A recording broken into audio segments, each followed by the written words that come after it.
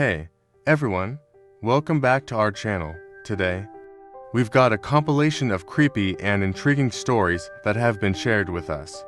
Get ready for an intense experience as we narrate bizarre encounters, spine-chilling experiences, and moments of pure suspense.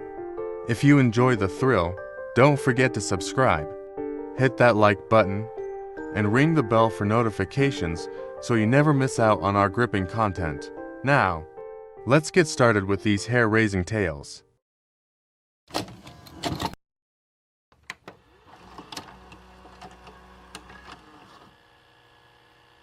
Last night, around 11:30 p.m. or so, I experienced something unsettling. I was driving on a highway under construction, with only one lane and concrete walls on either side. There was a truck in front of me, and I couldn't see beyond it. We were going about 70 miles per hour, with no vehicles behind me. Suddenly, the truck driver in front slammed on the brakes, and I came to a stop. Initially, I didn't think much of it. Assuming another vehicle had stopped in front of him, we continued, only to stop again. I still didn't think it was unusual. Because my view ahead was obstructed, I pulled into the shoulder to check.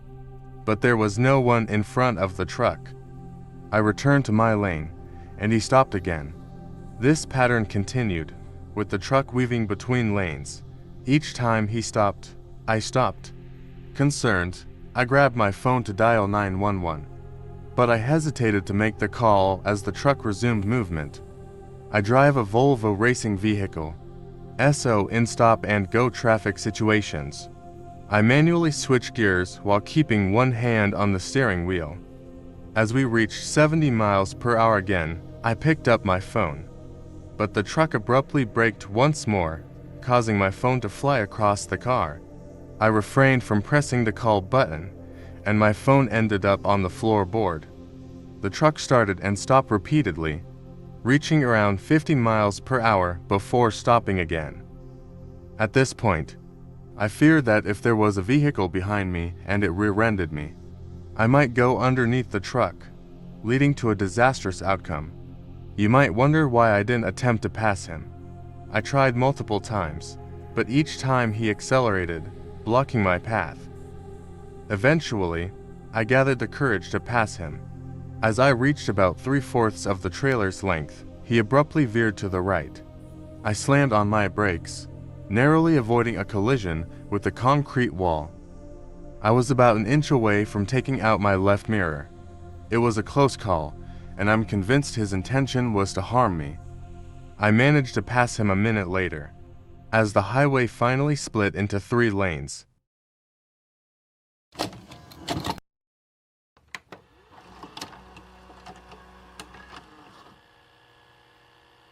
One evening, around 4 o'clock or 5 p.m., after a particularly grueling shift at work, a female co-worker and I decided to unwind with a movie, feeling the need for a change of clothes.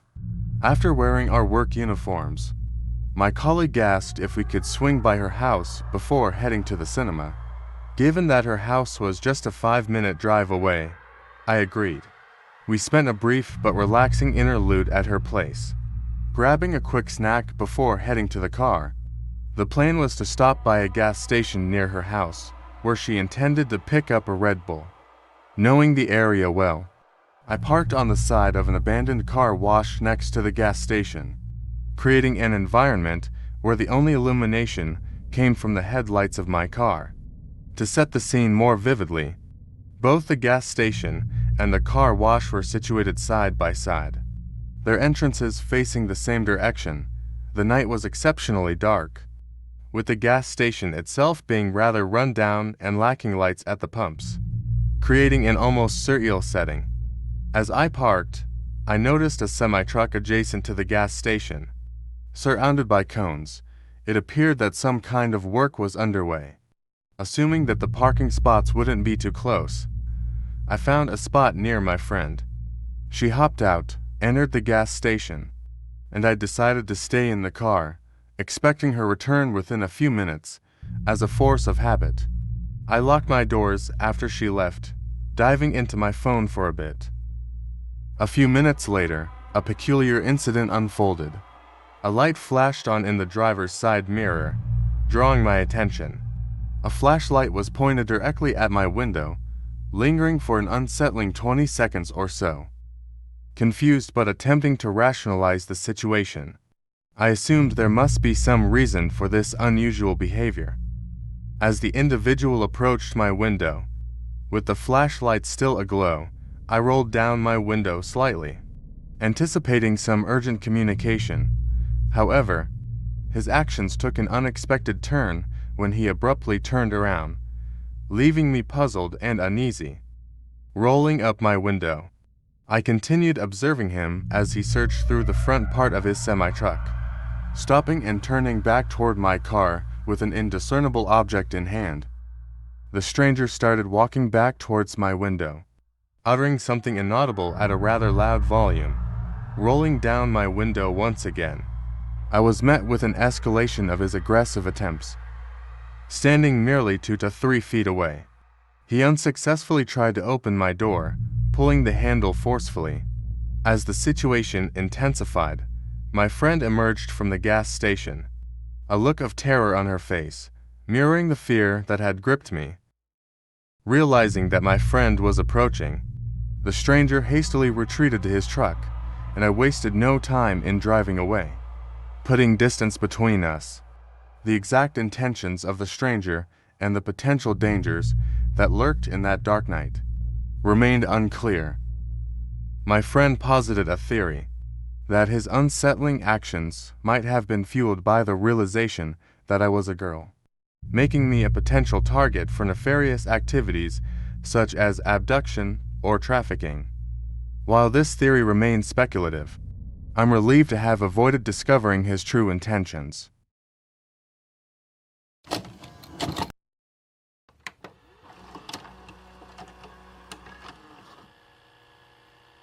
Lanes. First of all, I'd like to express that I've encountered numerous truck drivers in my life, and most of them have been pleasant, if not a little lonely. However, as with any group, there are exceptions. This incident occurred a few months ago. As I was driving back to school from visiting my parents, a roughly 2-hour drive. I usually keep myself entertained with music during the journey. I'm a 5'3", 21-year-old woman driving my dad's small, old pickup truck alone in the leftmost lane of a 3-lane highway. I was casually enjoying the music on the radio when I noticed a semi-truck matching my speed in the rightmost lane. Slightly embarrassed for getting caught in a moment of fun, I stopped singing and dancing, attempting to speed up and lose sight of the truck. However, he matched my speed, which irked me a bit. To my surprise, I glanced at the driver expecting annoyance, only to find him smiling and waving. A bit taken aback, I chuckled and waved back. Little did I know this would be a mistake, as he maneuvered to the middle lane to get closer. He continued to smile and wave, and what started as a harmless interaction soon turned unsettling. Attempting to escape this uncomfortable situation, I sped up to about 90 miles per hour, then slowed down suddenly.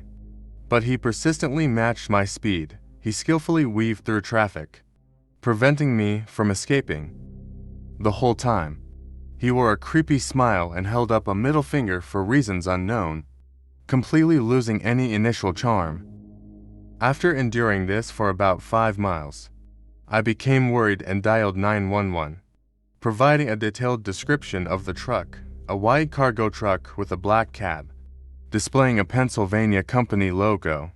The driver, a balding, middle-aged man in a dirty blue t-shirt. The 911 operator suggested pulling off to the emergency shoulder on the left, but feeling uneasy about the narrow space, I hesitated. Finally, he passed another vehicle in the middle lane, allowing me a chance to slow down. I merged to the rightmost lane and accelerated past him. The operator advised me to reach the nearest service plaza about 5 miles away, assuring me he likely wouldn't follow. However, as I exited, he abruptly braked, merging behind me onto the exit. My heart raced as I dialed 911 again. The service plaza had separate lanes for semi-trucks, and the rest of us used a smaller lane. I parked and explained the situation to the operator, watching nervously as the truck circled the parking lot, the driver staring and smiling at me. Fearing for my safety, I drove to a nearby gas station, hoping to remain unseen until the police arrived. The operator assured me that they had dispatched police cars, although their arrival time was uncertain. The trucker, undeterred, approached my vehicle. Locked doors and closed windows provided little comfort as I anxiously updated the operator. I considered driving back to the parking lot, but the gas station's one-way entrance prevented me. The tense wait continued until the police arrived.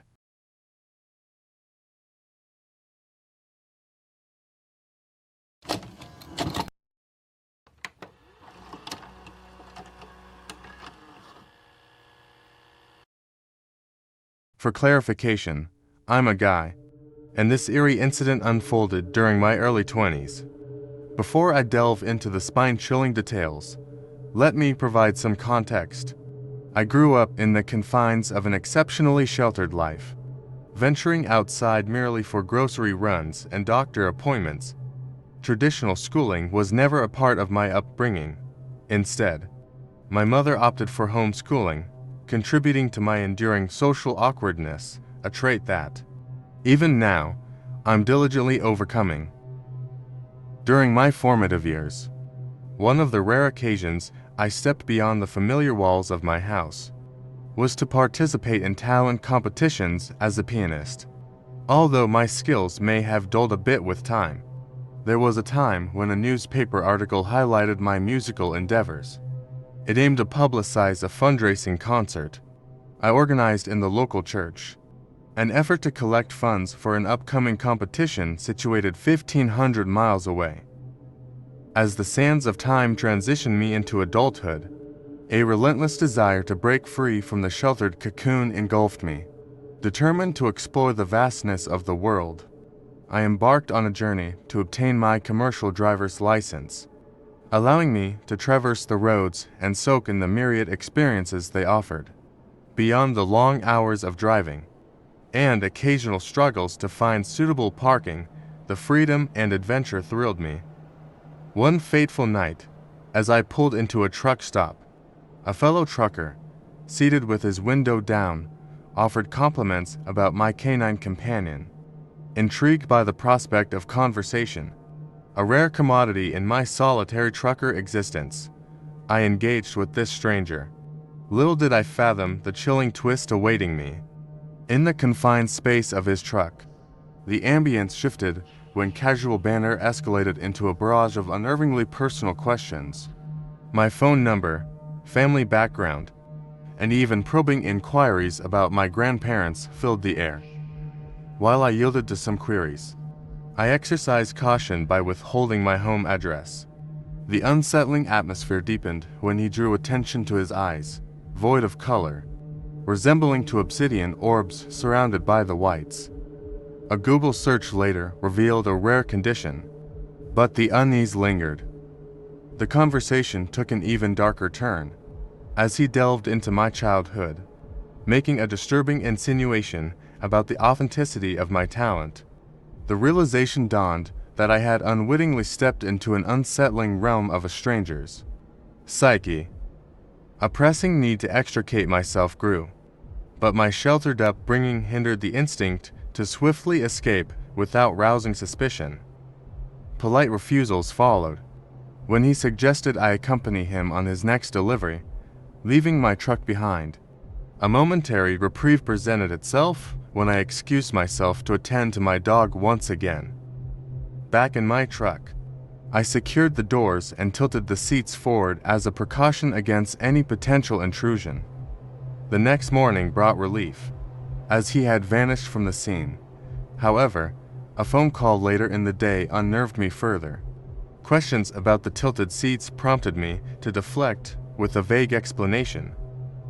Taking swift action, I blocked his number and changed my own, a crucial step in fortifying my newfound wariness. This unsettling encounter served as a poignant lesson, a stark reminder to exercise caution in engaging with strangers. The moral echoes loud and clear. Never step into a stranger's vehicle, regardless of their outward friendliness. I emerged from this eerie experience, forever changed and infinitely more vigilant. Thank you so much for joining us on this roller coaster of stories. We hope you found them as fascinating as we did.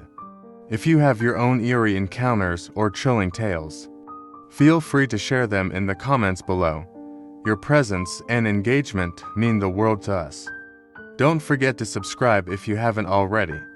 Give us a thumbs up and hit that notification bell to stay updated on all our future content. Until next time, stay curious, stay safe, and thank you for being part of our community. Take care, and we'll catch you in the next video. Goodbye.